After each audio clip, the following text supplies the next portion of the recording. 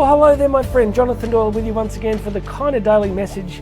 This one is going out on YouTube and on the podcast, so wherever you are hearing this or watching this, it is great to have a moment of your time.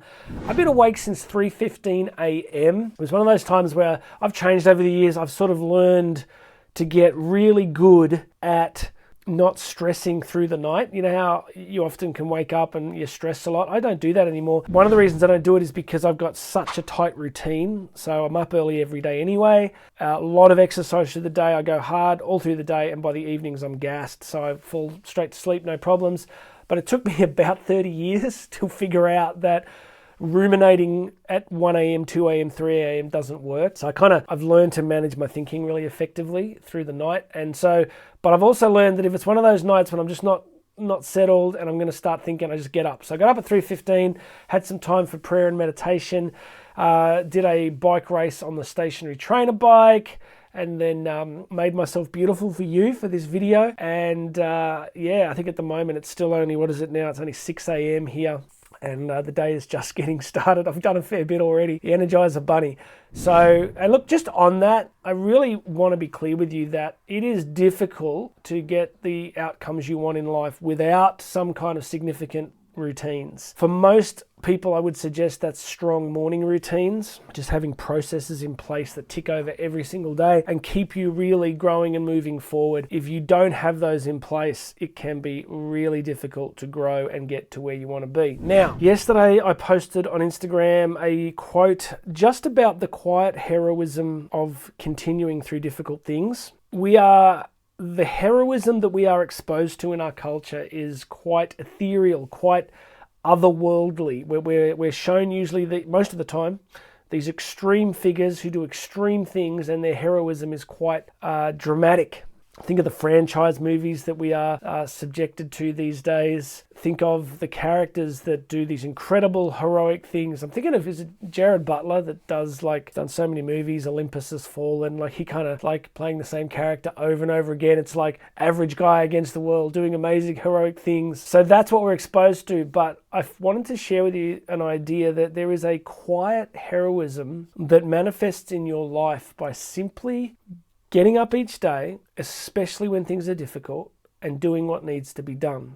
The reason I'm calling it heroism is because, especially if it's done on or for, or on behalf of, or for others. Many years ago, teaching about heroism and trying to explain to people that doing dramatic things is not necessarily heroic. What makes something heroic is the decision to place one's strength and energy at the service of something beyond oneself, particularly if that may cause some kind of suffering or setback. So heroism is basically self-sacrifice of some form. The ability to keep ourselves moving forward, to do difficult or challenging or scary things because they're important and they're significant. And what I want you to understand is that if you live this way, and so what am I really trying to get you to understand? It's like life is hard. Like some of you watching this, life's really difficult for you right now. Maybe it has been for quite a while. You get up each day, there's problems, there's challenges, there's difficulties day after day after day. And I think there's a genuine heroism in just choosing to get up each day and stay the course, particularly if what you're doing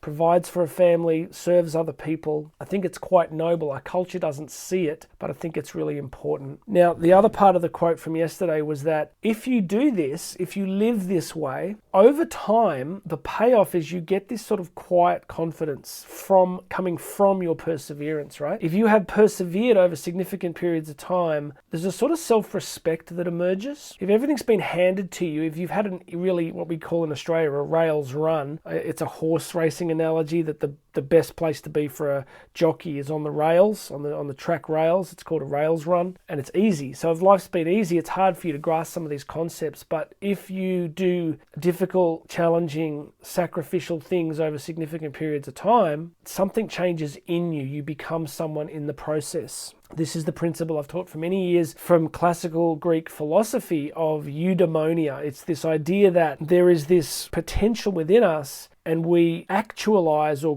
bring this potential into the world through our concrete actions and choices. So if you live selfishly, the Greeks would say that you become selfish. If you live heroically and sacrificially, you become heroic and sacrificial. So we become what we choose. So this message is simply a way to say to you, your perseverance matters. Your decision to keep going forward in life matters. It's important, and don't underestimate it. It really does matter, and it really does make a difference.